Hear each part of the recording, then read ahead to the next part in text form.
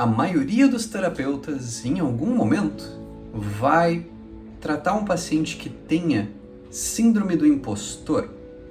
Mas eu não sei você, mas eu acho que a maioria dos terapeutas não vai se perguntar se eles não têm síndrome do impostor.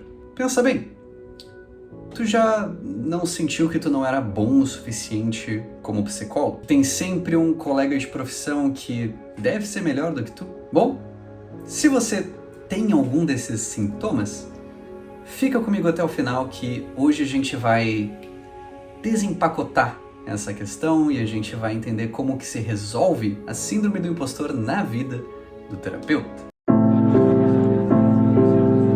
Para você que é novo no canal, olá, tudo bem?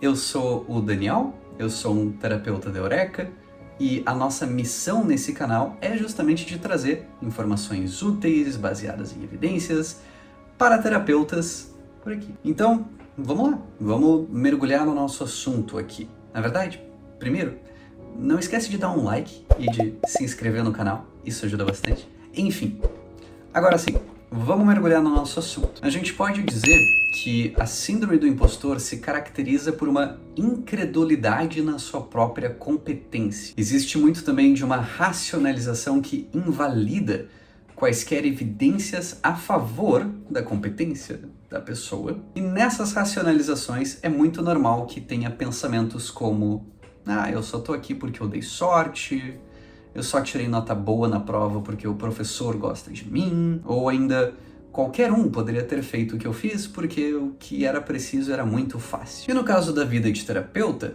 nós podemos ficar extra vulneráveis a essa síndrome por causa da natureza do nosso trabalho. Pensa bem, nós, enquanto classe de profissão, ainda estamos muito longe de ter um guia definitivo de como tratar todos os problemas, de todos os tipos de pacientes com todas as personalidades que eles podem ter e com todos os ambientes diferentes que essas pessoas com essas personalidades, com essas demandas, podem ter. Então, é uma combinação infinita de possibilidades e a gente certamente não tem a resposta para muitos dos problemas que afligem o ser humano. E aí soma isso com o fato de que, pelo menos no ano de 2023, as últimas meta-análises apontam que o vínculo terapêutico, a química entre tu e o paciente, acaba sendo um maior preditor de sucesso para a terapia do que a própria intervenção, que é o que a gente costuma medir nos estudos.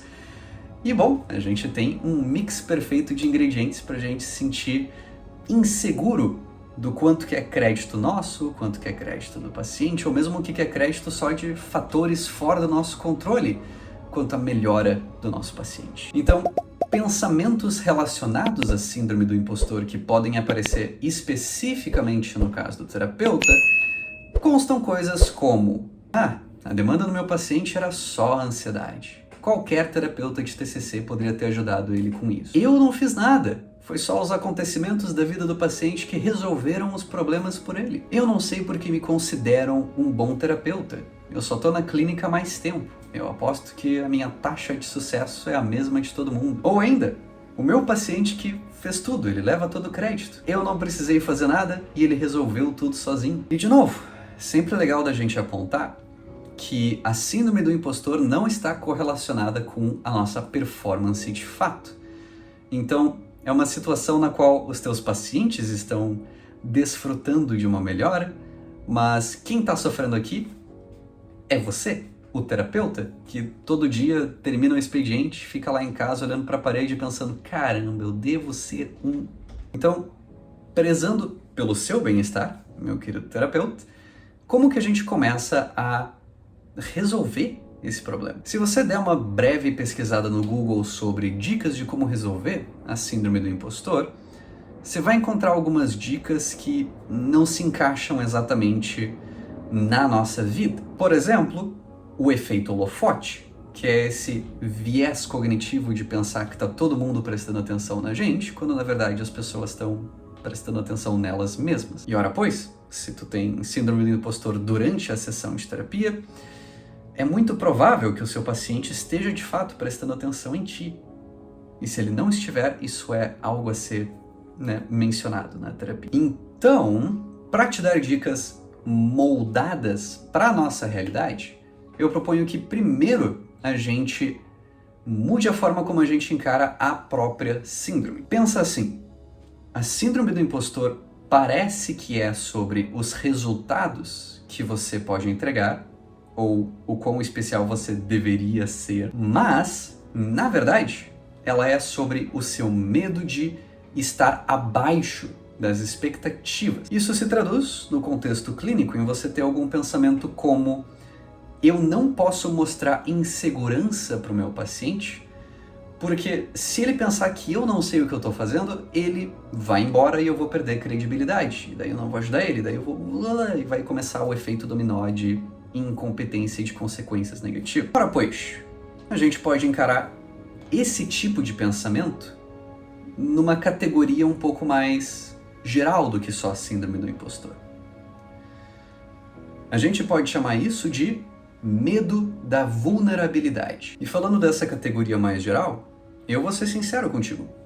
Eu também tenho medo de me mostrar vulnerável. Eu tenho medo, em muitas situações, que se eu for 100% genuíno, eu vou acabar afastando as pessoas. E aí é contextos tanto sociais quanto no trabalho. E isso acontece comigo porque quando estou só eu comigo mesmo, sozinho, eu não sou esta pessoa aqui faladora, né? Eu sou um cara muito mais quieto, até muito mais frio, com muito menos emoções e muito mais direto ao ponto, comigo mesmo. E esse meu pensamento me faz, de novo, em contextos sociais e também às vezes em contextos do trabalho, colocar uma máscara de alguém mais expressivo e mais emotivo, alguém tentando criar um elo emocional com as outras pessoas. A treta aqui é que isso é uma profecia autocumpridora. Porque eu coloco meio que uma máscara, as pessoas percebem que isso é artificial, que tem algum ingrediente faltando. E isso, paradoxalmente, faz com que eu não tenha tanta proximidade das pessoas quanto eu gostaria. Isso se traduz na terapia também. Se eu vejo alguém triste, eu penso, caramba, eu deveria estar triste também, porque isso seria empatia. Só que essa pressão para me sentir triste é o que contribui para a artificialidade da coisa. Complicado, né? E no caso da minha jornada, paradoxalmente, ao me permitir ser mais autêntico, então ter menos camadas tentando proteger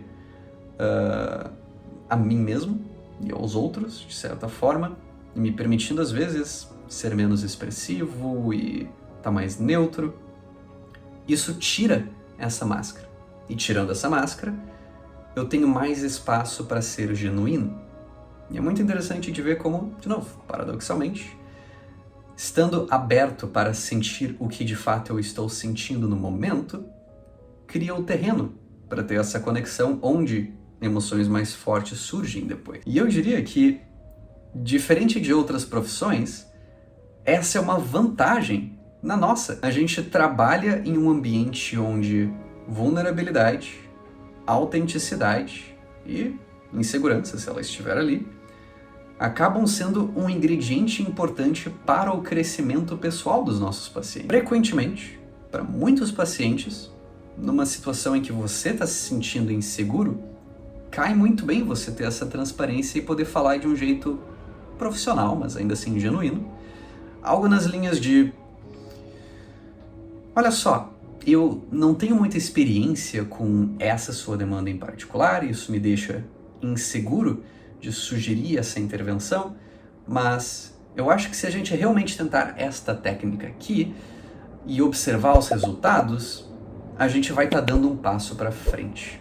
Nem que seja pelo feedback de saber que não deu certo para poder tentar outra coisa. Então, dica número 1 de como lidar com a síndrome do impostor com o paciente presente: não tenha medo de ser você mesmo, de tirar as camadas de superproteção e de só estar vulnerável ali junto com ele. E isso acontece porque, de novo, síndrome do impostor não é sobre competência.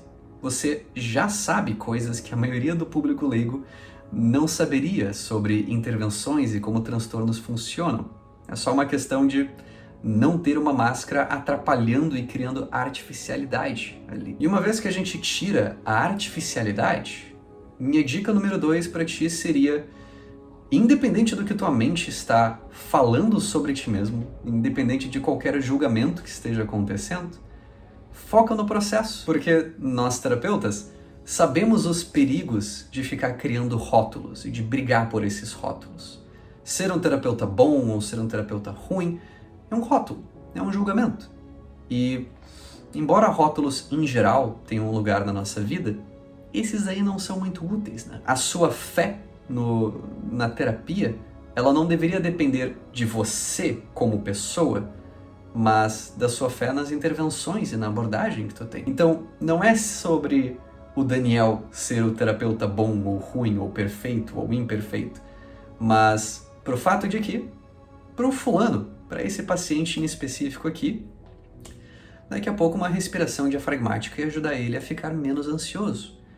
E é sobre isso onde eu tenho que colocar a minha fé. Outra forma de pensar é, talvez você esteja se preocupando muito com a opinião do paciente sobre você e deveria mais ficar pensando que, naquele momento, você tem um presente para entregar, algo de valor, uma intervenção ou um conselho, ou nem que seja só um ombro amigo. E cabe ao paciente receber esse presente e fazer com esse presente o que ele quiser. E aí, a minha última e um pouquinho mais tradicional dica para ti é: tenta te guiar também pelos fatos e não pelo que as coisas deveriam ser. E quando eu digo fatos, eu digo coisas como: de todos os teus pacientes, quantos deles receberam alta ou pelo menos tiveram uma melhora legal nos sintomas antes de encerrar o tratamento? Em algum paciente específico em que tu te sente inseguro, a intervenção que tu fez provocou algum tipo de resultado positivo na vida dele? Será que, pelo menos não no andamento da terapia como um todo, mas um processo isolado não está produzindo um resultado positivo? E até, né, falando de julgamento pelos pares, quando se trata, sei lá, de trabalhar numa clínica, algum dos teus colegas de clínica já te tratou mal por tu cometer um erro?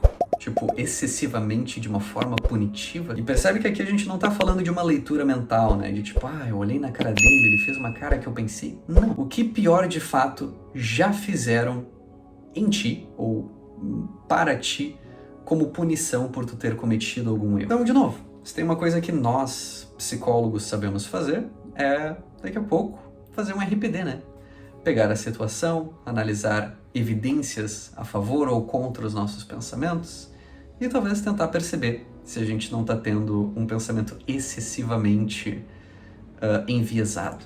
E por fim, no último tópico do nosso vídeo de hoje, eu só queria dar uma guinada para uma outra direção que talvez seja um pouquinho inesperada para ti. É sempre legal de lembrar que todos os transtornos têm pelo menos uma intenção positiva por ali em algum lugar. A gente pode tirar algo de útil da maioria dos transtornos. E no caso da síndrome do impostor, a gente pode encarar ela como uma oportunidade para desenvolver humildade. E eu não digo uma humildade tipo baixa autoestima, mas uma humildade real. Uma que verdadeiramente leva em conta tanto os teus créditos pelas coisas que acontecem, quanto os créditos de fatores fora do teu controle. Por exemplo, uma situação muito comum para quem tem síndrome do impostor é uma dificuldade de receber elogios, né? As pessoas vão dizer, nossa, você fez isso aqui muito legal, ou você é um ótimo terapeuta. E daí a gente não sabe muito o que dizer nessas horas, que a gente não quer parecer arrogante, mas a gente também não quer se mal educar, por aí vai. Eu digo para ti que uma verdadeira humildade nessas horas, levando em conta que sim, tem muitos fatores fora do nosso controle que guiam o resultado da terapia, mas também tem o nosso papel, e que se a gente não fizer o nosso papel, não teremos resultados legais na terapia. E tendo em mente que a gente não aceita tanto rótulos, mas mais processos, acho que é sempre legal de poder responder para elogios com obrigado. Eu tento ser um bom terapeuta e continuarei tentando. E de novo, essa mistura de reconhecer fatores externos e internos é o mais essencial para a gente ter uma visão precisa da nossa competência e dos resultados que a gente traz. Como Newton já disse, né? Se eu vejo mais longe, é porque eu estava nos ombros de gigantes. Obrigado por me assistir até aqui. Se você curtiu o conteúdo, considere dar um like, se inscrever no canal. Quaisquer comentários também são bem-vindos. Espero que vocês tenham a chance também de conversar e trocar figurinhas entre vocês. E vejo vocês em um próximo vídeo aqui, certo?